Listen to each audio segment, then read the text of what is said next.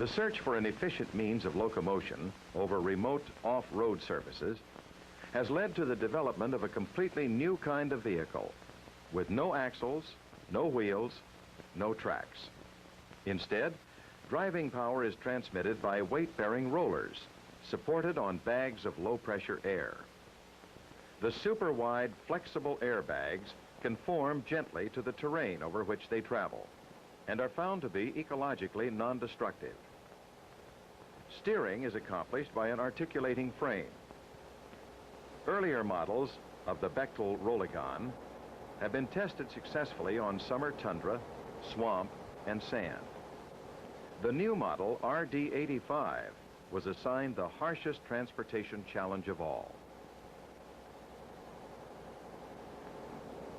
The midwinter landscape of Arctic Alaska, a vast mire of deep, dry snow, nearly uninhabited, untraversable. Its unsubstantial plains defy the persistent dream of year-round overland travel across the northern wilderness.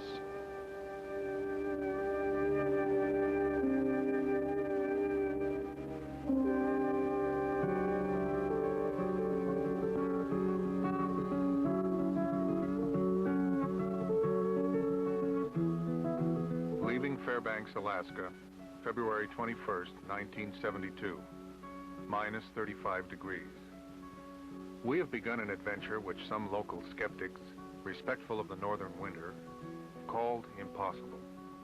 Today we set out to prove the effectiveness of an experimental all-weather construction vehicle under the most rugged wintertime conditions. If we succeed, it may never again be said of this rich but perilous frontier that it is no place for man. Our plan is to drive 3 of the new model RD85s, fully loaded, in a self-sustained convoy from the center of Alaska to the Arctic Ocean, without the aid of snow removal equipment. Our route will extend northward from Fairbanks, over the Brooks Range, 686 miles to Prudhoe Bay.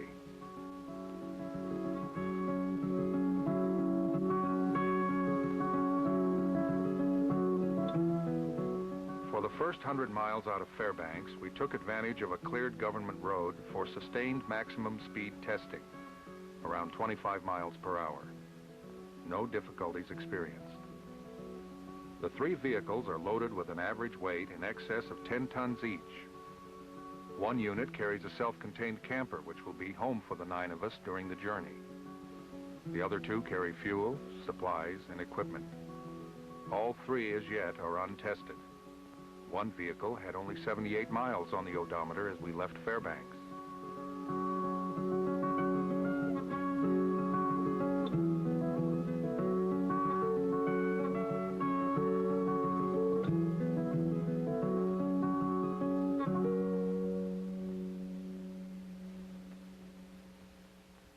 This afternoon, we drove on the ice of the Yukon River for about 30 miles, an adventure we would not like to go through again. Even with increased vigilance, there was the ever-present possibility of a disastrous break. Loaded as they are, the Rolligons would have sunk rapidly to the bottom. Time and again, we felt the ice begin to give way and the airbags pull themselves to a stronger footing. Still, it was the only practical route to Stevens Village, an Eskimo settlement near which we are camped.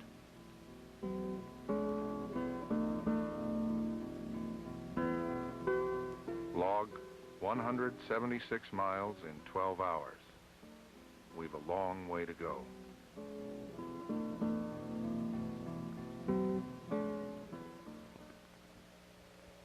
February 22nd.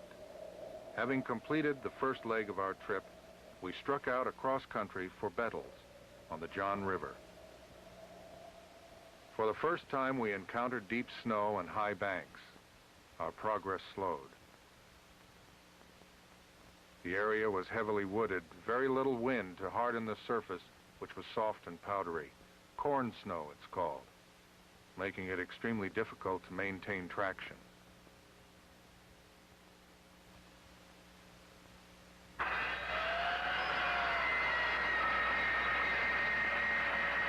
For most of this first day out from Stevens Village, We cut and lay logs to provide a footing over the steeper banks. One was 40 feet high. We were cold and sobered by the experience.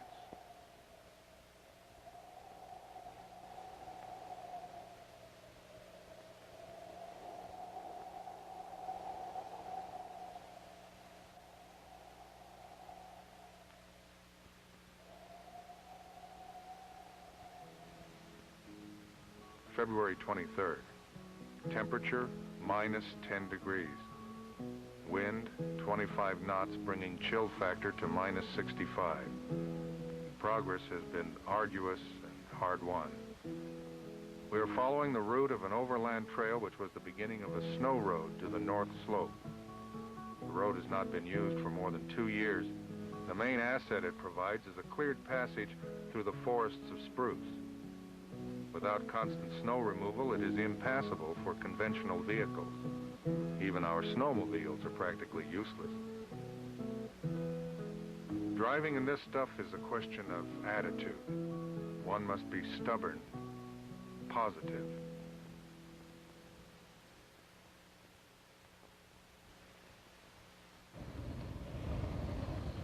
We find ourselves from time to time on snow 5 to 7 feet deep and grades that run to 10% or more. Where the snow runs particularly deep, we have been able to gain the necessary traction by linking the vehicles with a push bar. In this manner, 2 of them may work as a unit.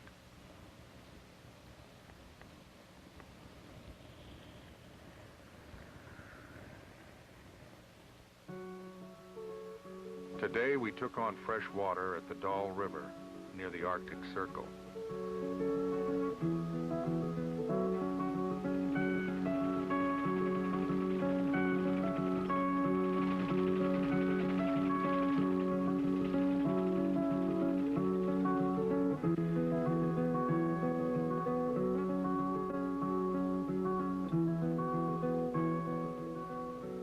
February 26th.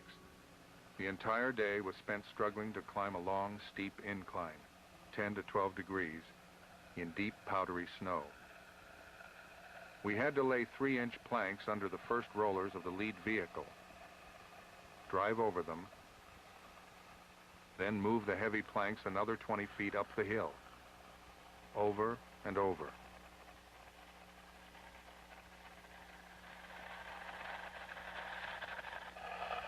It was painful, back-breaking work.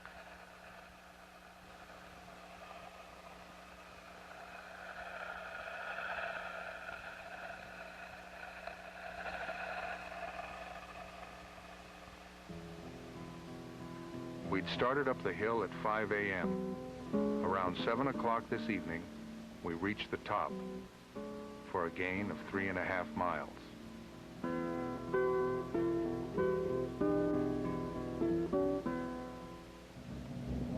February 27th, Sunday, minus 20 degrees.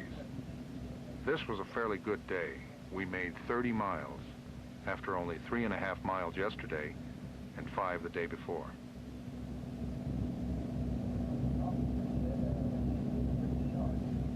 The temperature rose to the plus side, causing some melting of the surface and making it somewhat treacherous.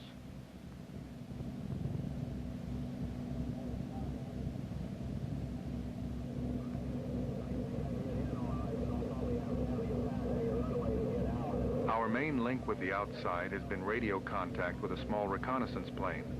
According to the pilot, we can expect to find harder packed snow beyond Bettles. Okay, well, the progress we're making right now, Halfie might be there in about an hour then, over.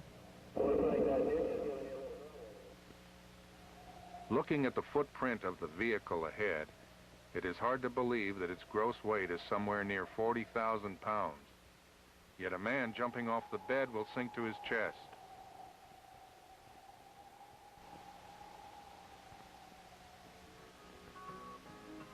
March 2nd, Bettles, Alaska.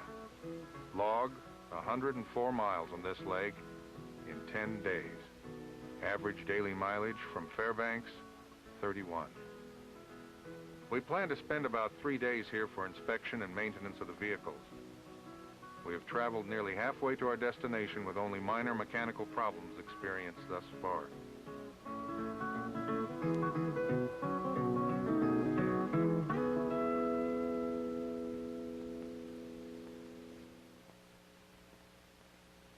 March 6th, minus 20 degrees, clear. Our route during the next leg will follow the John River upstream beyond the tree line to Anak-Tuvik Pass. We have been running on lighter snow of about 2 to 3 foot depth, and our mileage is picking up.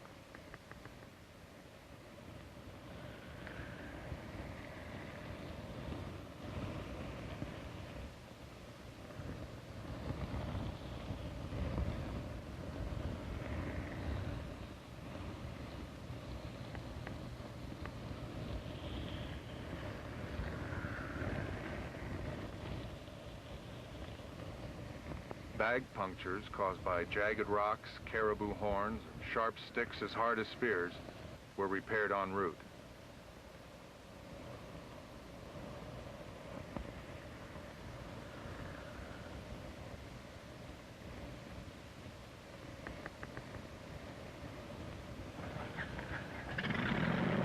Today, the pilot brought a store of fresh provisions. From now on, we will have less contact with the scout plane because of dangerous flying conditions ahead.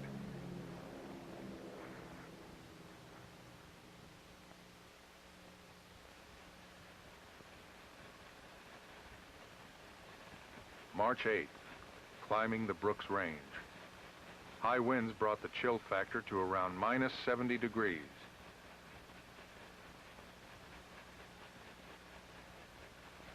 With the increase in altitude, the landscape and snow conditions have changed quite a bit. Vegetation has become sparse, the land barren and windblown, a washboard plain.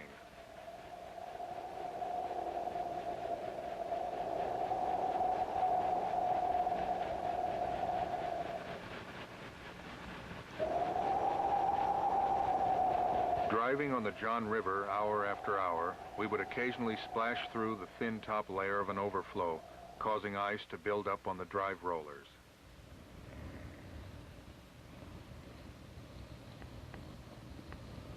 Once it required the combined traction of all 3 vehicles to pull out of a deep spring.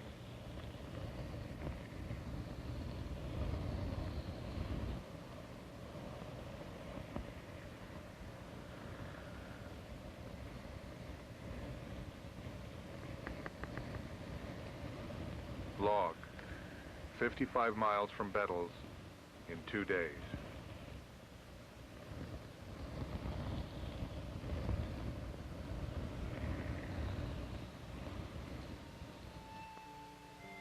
March 10th, camped in the Anak-Tuvik Pass.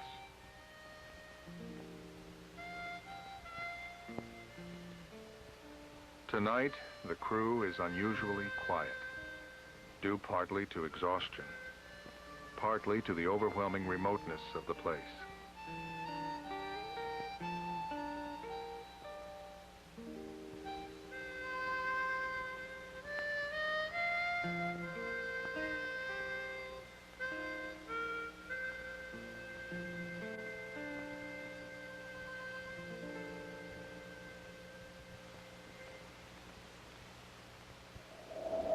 March 11th.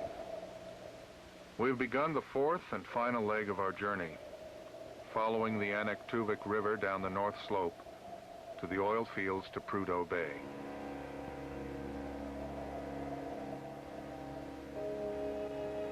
We saw hardly any vegetation, only snow blending in the sky, with no horizon to mark one from the other.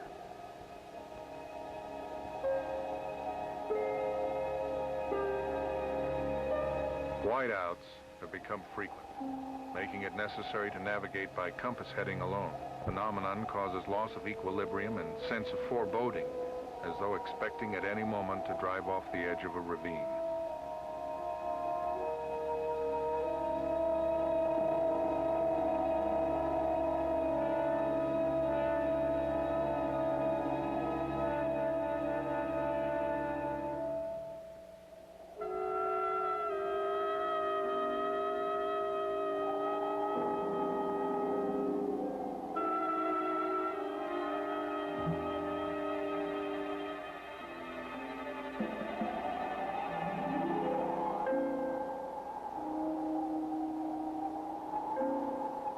The challenge of this expedition is no longer a mechanical one.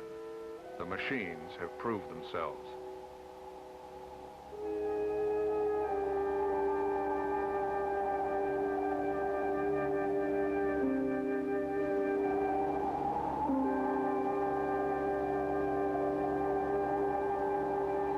March 12th, temperature minus 40 degrees. This morning we met a geophysical expedition traveling on tracked vehicles. They'd been plodding along at a noisy, bone-rattling 2 miles per hour. After that, at 15 miles per hour on our airbags, we were speeding across the snow. It improved the general mood considerably. March 14th. The first oil derrick was spotted near Achillic Wells early in the day. No tree was ever prettier. From there, it was an easy run to Dead Horse on the Prudhoe Bay, snow flying all the way.